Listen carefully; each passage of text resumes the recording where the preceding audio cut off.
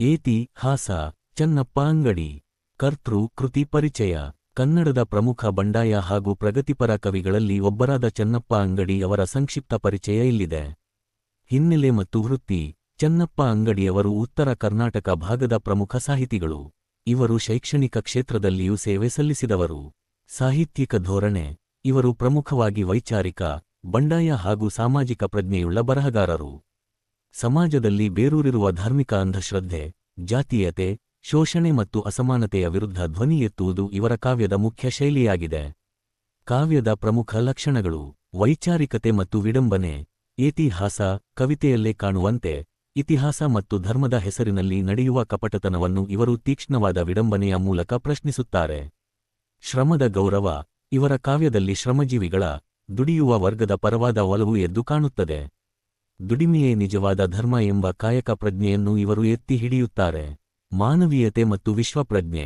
ಕೃತಕ ಜಾತಿ ಮತಗಳ ಗೋಡೆಗಳನ್ನು ಒಡೆದು ಮನುಷ್ಯರೆಲ್ಲರೂ ಒಂದೇ ಎಂಬ ವಿಶ್ವಮಾನವ ಆಶಯ ಹಾಗೂ ಜೀವಪರ ಕಾಳಜಿ ಇವರ ಕವಿತೆಗಳ ಅಂತಃಸತ್ವವಾಗಿದೆ. ಪರೀಕ್ಷಾ ದೃಷ್ಟಿಯಿಂದ ನೆನಪಿನಲ್ಲಿಡಬೇಕಾದ ಅಂಶ. ಏತಿಹಾಸ ಕವಿತೆಯನ್ನು ಪ್ರಸ್ತಾಪಿಸುವಾಗ ಕವಿ ಚೆನ್ನಪ್ಪ ಅಂಗಡಿಯವರು ಧಾರ್ಮಿಕ ಸೋಗಲಾಡಿತನವನ್ನು ಸೀಳಿ ನೋಡಿ ಮನುಷ್ಯತ್ವವನ್ನು ಹುಡುಕುವ ಪ್ರಗತಿಪರ ಚಿಂತನೆಯ ಕವಿ ಎಂದು ಗುರುತಿಸುವುದು ಸೂಕ್ತ. ಕವಿತೆಯ ತಿರುಳು. ಇತಿಹಾಸದ ಪುಟಗಳಲ್ಲಿ ಧರ್ಮದ ಹೆಸರಿನಲ್ಲಿ ನಡೆದ ಹಿಂಸೆ, ಮೂಢನಂಬಿಕೆ ಮತ್ತು ಶೋಷಣೆಗಳನ್ನು ವಿಡಂಬನಾತ್ಮಕವಾಗಿ ಪ್ರಶ್ನಿಸುವ ಕವಿತೆ ಏತಿಹಾಸ. ಮನುಷ್ಯನು ಜಾತಿ ಮತಗಳ ಸಂಕೋಲೆಯಿಂದ ಹೊರಬಂದು ದುಡಿಮೆಯನ್ನೇ ಧರ್ಮವಾಗಿಸಿಕೊಂಡು ಜೀವಪರ ಕಾಳಜಿಯ ಮುಕ್ತ ವಿಶ್ವಪಥದತ್ತ ಸಾಗಬೇಕೆಂಬ ಉದಾತ್ತ ಆಶಯವನ್ನು ಕವಿ ಚೆನ್ನಪ್ಪ ಅಂಗಡಿಯವರು ಈ ಕಾವ್ಯದಲ್ಲಿ ಮಾರ್ಮಿಕವಾಗಿ ಕಟ್ಟಿಕೊಟ್ಟಿದ್ದಾರೆ. ಸಂಕ್ಷಿಪ್ತ ಸಾರಾಂಶ. ಇತಿಹಾಸವೆಂದರೆ ಕೇವಲ ನಡೆದು ಬಂದ ದಾರಿಯಲ್ಲ, ಅದರಲ್ಲಿ ಧರ್ಮದ ಹೆಸರಿನಲ್ಲಿ ಅಡಗಿರುವ ಹಿಂಸೆ ಮತ್ತು ಹುಸಿ ನಂಬಿಕೆಗಳೂ ಇವೆ. ಕವಿ ಚೆನ್ನಪ್ಪ ಅಂಗಡಿಯವರು ಇದನ್ನು ಏತಿಹಾಸ ಏನಿದು ಹಾಸ್ಯ ಅಥವಾ ವಿಡಂಬನೆಯ ಇತಿಹಾಸ ಎಂಬ ದೃಷ್ಟಿಕೋನದಿಂದ ನೋಡಿದ್ದಾರೆ. 1. ಧರ್ಮದ ಹೆಸರಿನಲ್ಲಿ ಹಿಂಸೆ. ಹಳೆಯ ಕಾಲದಿಂದಲೂ ಧಾರ್ಮಿಕ ವಿಧಿ ವಿಧಾನಗಳ ಹೆಸರಿನಲ್ಲಿ ಮನುಷ್ಯನು ಪ್ರಾಣಿ ಪಕ್ಷಿಗಳನ್ನು ಬಲಿ ಕೊಡುತ್ತಾ ಬಂದಿದ್ದಾನೆ. ಯಜ್ಞ ಯಾಗಾದಿಗಳನ್ನು ಮಾಡುತ್ತಾ ದೇವರಿಗೆ ಪ್ರೀತಿಯೆಂದು ಹೇಳಿ ಮೂಕ ಜೀವಿಗಳನ್ನು ಕೊಲ್ಲುವುದು ಮತ್ತು ಸೋಮರಸವನ್ನು ಕುಡಿಯುತ್ತಾ ಮಡಿ ಮೈಲಿಗೆಯ ನಾಟಕವಾಡುವುದು ಕೇವಲ ನಯವಂಚನೆಯಷ್ಟೇ. ಇದು ಧರ್ಮವಲ್ಲ, ಬದಲಿಗೆ ಮನುಷ್ಯ ತನ್ನ ಅಹಂಕಾರ ಮತ್ತು ಸ್ವಾರ್ಥಕ್ಕಾಗಿ ಸೃಷ್ಟಿಸಿಕೊಂಡ ಶೋಷಣೆ. 2. ವಿಕಾಸ ಮತ್ತು ಯಜಮಾನಿಕೆ. ಜೀವ ವಿಕಾಸದ ಹಾದಿಯಲ್ಲಿ ಅತ್ಯಂತ ಬುದ್ಧಿವಂತ ಪ್ರಾಣಿಯಾಗಿ ಬೆಳೆದ ಮನುಷ್ಯ ಇಂದು ಪರಿಸರದ ಮೇಲೆಯೇ ತನ್ನ ಅಧಿಕಾರವನ್ನು ಚಲಾಯಿಸುತ್ತಿದ್ದಾನೆ. ಭೂಮಿಯ ಮೇಲೆ ಮೊದಲು ಒಂದು ಸಣ್ಣ ಪ್ರಭೇದವಾಗಿ ಹುಟ್ಟಿದ ಮನುಷ್ಯ ನಂತರ ಬೇರೆ ಬೇರೆ ಕಡೆಗೆ ವಲಸೆ ಹೋದನು. ಆದರೆ ಹೋದ ಕಡೆಯಲ್ಲೆಲ್ಲ ಜಾತಿ, ಮತ ಮತ್ತು ಧರ್ಮಗಳ ಗೋಡೆಗಳನ್ನು ಕಟ್ಟಿಕೊಂಡು ಒಬ್ಬರನ್ನೊಬ್ಬರು ದ್ವೇಷಿಸಲು ಆರಂಭಿಸಿದನು. 3. ಭಯದ ಸೃಷ್ಟಿ.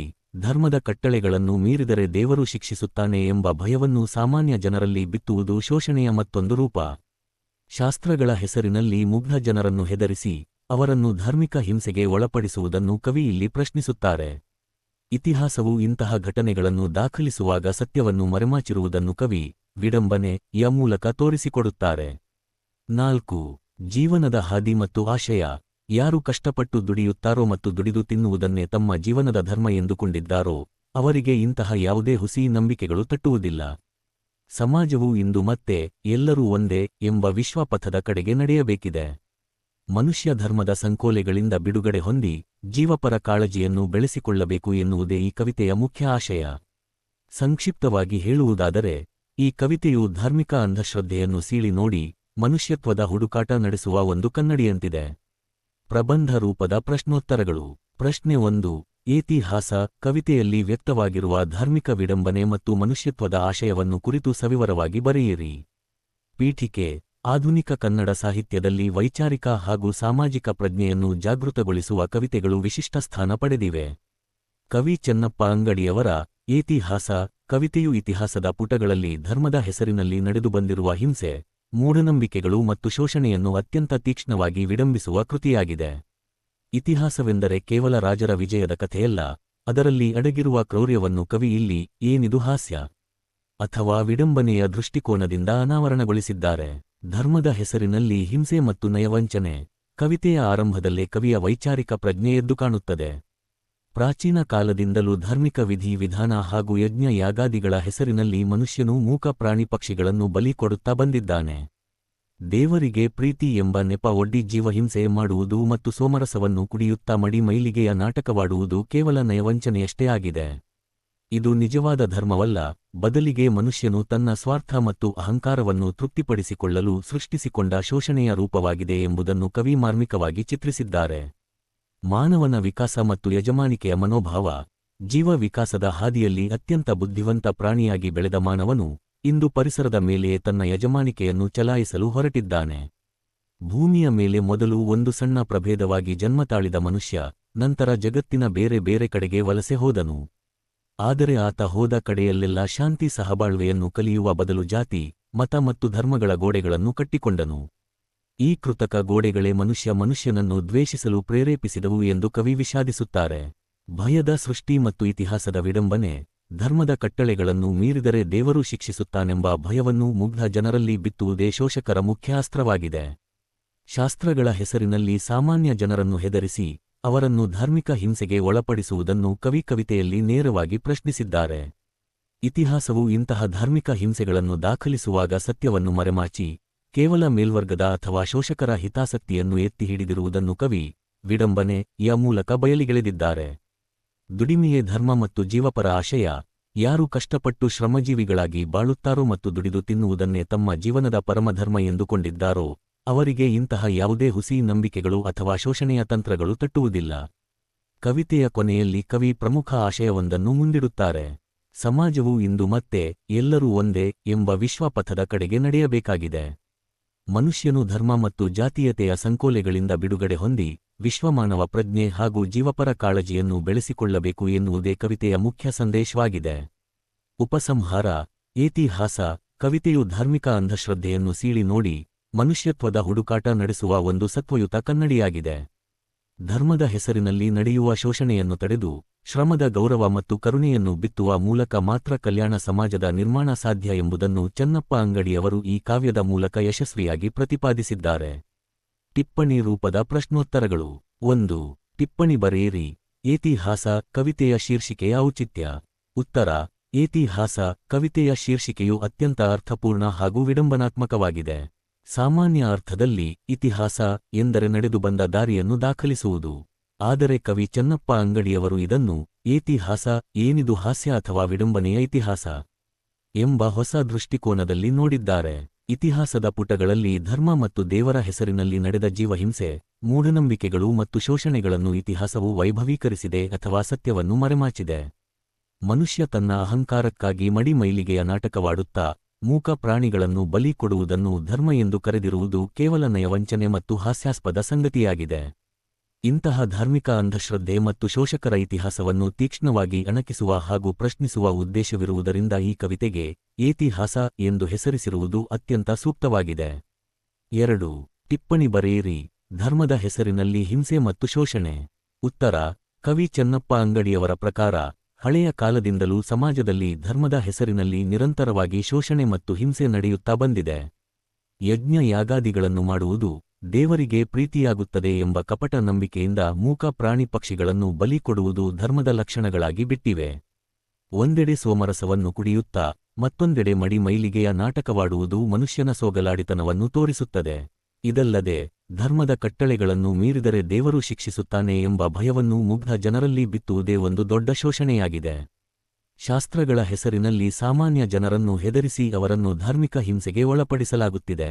ಇದು ನಿಜವಾದ ಧರ್ಮವಲ್ಲ, ಬದಲಿಗೆ ಬುದ್ಧಿವಂತ ಮನುಷ್ಯನು ತನ್ನ ಅಹಂಕಾರ ಮತ್ತು ಅಧಿಕಾರವನ್ನು ಉಳಿಸಿಕೊಳ್ಳಲು ಸೃಷ್ಟಿಸಿಕೊಂಡ ಕೃತಕ ವ್ಯವಸ್ಥೆಯಾಗಿದೆ ಎಂದು ಕವಿ ಟೀಕಿಸುತ್ತಾರೆ. 3. ಟಿಪ್ಪಣಿ ಬರೆಯಿರಿ. ಇತಿಹಾಸ ಕವಿತೆಯ ಆಶಯ ವಿಶ್ವಪಥ. ಉತ್ತರ. ಇತಿಹಾಸ ಕವಿತೆಯು ಕೇವಲ ಶೋಷಣೆಯನ್ನು ವಿಮರ್ಶಿಸುವುದಷ್ಟೇ ಅಲ್ಲದೆ ಮನುಕುಲಕ್ಕೆ ಒಂದು ಉದಾತ್ತವಾದ ಸಂದೇಶ ಮತ್ತು ಆಶಯವನ್ನು ನೀಡುತ್ತದೆ.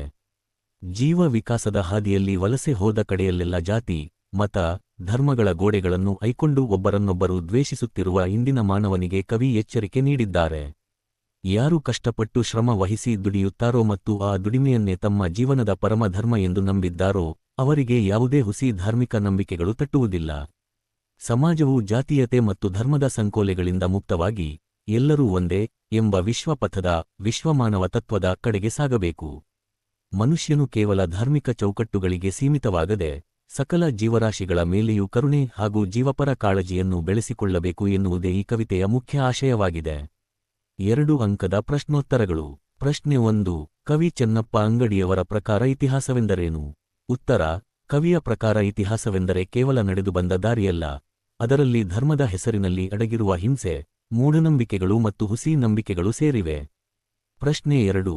ಏತಿಹಾಸ ಎಂಬ ಶೀರ್ಷಿಕೆಯ ಅರ್ಥವೇನು? ಉತ್ತರ: ಏತಿಹಾಸ ಎಂದರೆ ಏನಿದು ಹಾಸ್ಯ ಅಥವಾ ಧರ್ಮದ ಹೆಸರಿನಲ್ಲಿ ನಡೆದು ಬಂದ ಶೋಷಣೆಯ ಇತಿಹಾಸವನ್ನು ವಿಡಂಬನೆಯ ದೃಷ್ಟಿಕೋನದಿಂದ ನೋಡುವುದು ಎಂದರ್ಥ. ಪ್ರಶ್ನೆ 3. ಹಳೆಯ ಕಾಲದಿಂದಲೂ ಧಾರ್ಮಿಕ ವಿಧಿ ವಿಧಾನಗಳ ಹೆಸರಿನಲ್ಲಿ ಮನುಷ್ಯ ಏನು ಮಾಡುತ್ತಾ ಬಂದಿದ್ದಾನೆ? ಉತ್ತರ: ಹಳೆಯ ಕಾಲದಿಂದಲೂ ಧಾರ್ಮಿಕ ವಿಧಿ ವಿಧಾನಗಳ ಹೆಸರಿನಲ್ಲಿ ಮನುಷ್ಯನು ಯಜ್ಞ ಯಾಗಾದಿಗಳನ್ನು ಮಾಡುತ್ತಾ ದೇವರಿಗೆ ಪ್ರೀತಿಯೆಂದು ಹೇಳಿ ಮೂಕ ಪ್ರಾಣಿ ಪಕ್ಷಿಗಳನ್ನು ಬಲಿ ಕೊಡುತ್ತಾ ಬಂದಿದ್ದಾನೆ. ಪ್ರಶ್ನೆ 4. ಕವಿತೆಯಲ್ಲಿ ಮನುಷ್ಯನ ಯಾವ ನಯವಂಚನೆಯನ್ನು ವಿಮರ್ಶಿಸಲಾಗಿದೆ?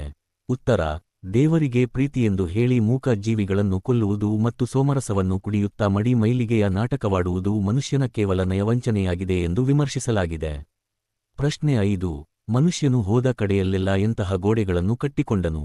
ಉತ್ತರ: ಜೀವ ವಿಕಾಸದ ಹಾದಿಯಲ್ಲಿ ಬೇರೆ ಬೇರೆ ಕಡೆಗೆ ವಲಸೆ ಹೋದ ಮನುಷ್ಯನು ಹೋದ ಕಡೆಯಲ್ಲೆಲ್ಲ ಜಾತಿ, ಮತ ಮತ್ತು ಧರ್ಮಗಳ ಕೃತಕ ಗೋಡೆಗಳನ್ನು ಕಟ್ಟಿಕೊಂಡು ಒಬ್ಬರನ್ನೊಬ್ಬರು ದ್ವೇಷಿಸಲು ಆರಂಭಿಸಿದನು.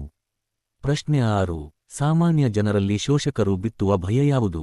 ಉತ್ತರ: ಧರ್ಮದ ಕಟ್ಟಳೆಗಳನ್ನು ಮೀರಿದರೆ ಅಥವಾ ಶಾಸ್ತ್ರಗಳನ್ನು ಉಲ್ಲಂಘಿಸಿದರೆ ದೇವರು ಶಿಕ್ಷಿಸುತ್ತಾನೆ ಎಂಬ ಭಯವನ್ನು ಶೋಷಕರು ಸಾಮಾನ್ಯ ಮತ್ತು ಮುಗ್ಧ ಜನರಲ್ಲಿ ಬಿತ್ತುತ್ತಾರೆ. ಪ್ರಶ್ನೆ 7.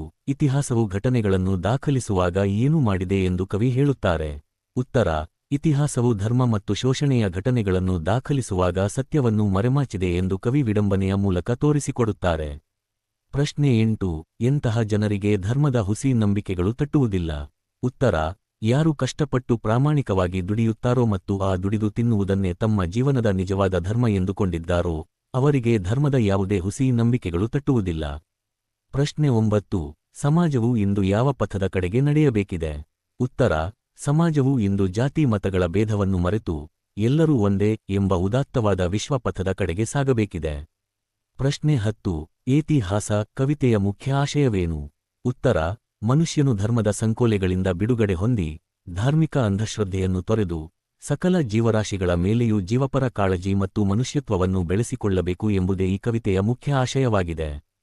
ಪ್ರಿಯ ಪ್ರೇಕ್ಷಕರೇ, ನನ್ನ ಇತ್ತೀಚಿನ ಎಲ್ಲಾ ವಿಡಿಯೋಗಳ ಲಿಂಕ್ಗಳನ್ನು ನಾನು ಕುವೆಂಪು ಸಾಹಿತ್ಯ ಪ್ರಕಾಶನ ಹಾಗೂ ಸಾಹಿತ್ಯಶ್ರೀ ಬ್ಲಾಗ್ನಲ್ಲಿ ನೀಡಿದ್ದೇನೆ. ಅಲ್ಲಿ ನೀವು ಈ ವಿಡಿಯೋಗಳನ್ನು ಸುಲಭವಾಗಿ ಓದುವ ಟೆಕ್ಸ್ಟ್ ರೂಪದಲ್ಲೂ ಕಾಣಬಹುದು. ಲಿಂಕ್ಗಳಿಗಾಗಿ ದಯವಿಟ್ಟು ಕೆಳಗಿನ ಡಿಸ್ಕ್ರಿಪ್ಷನ್ ಬಾಕ್ಸ್ ಗಮನಿಸಿ ಮತ್ತು ಕ್ಲಿಕ್ ಮಾಡಿ.